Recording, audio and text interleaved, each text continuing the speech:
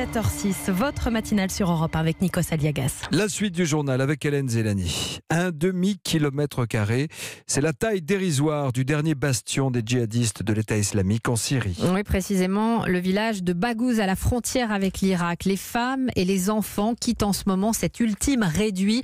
Une opération d'évacuation à laquelle a pu assister l'envoyé spécial d'Europe 1, Didier François. Plus de 40 camions qui s'étirent sur des kilomètres et serpentent dans l'immense plaine de Baghouz. Entassés dans ces véhicules et ballottés comme sur un radeau, des centaines de femmes intégralement voilées de noir et plus d'un millier d'enfants tellement anémiques que l'épaisse couche de poussière ocre n'arrive pas à cacher leur pâleur. Ce sont des rescapés fuyant le tout dernier réduit de l'État islamique, des civils jusqu'alors retenus comme boucliers humains, mais que les djihadistes ont consenti à libérer en échange d'un sauf-conduit pour leur famille. Et elles sont nombreuses dans ce convoi, les épouses des combattants, mais leur détermination, en revanche, tout comme leurs convictions, sont parfaitement intactes.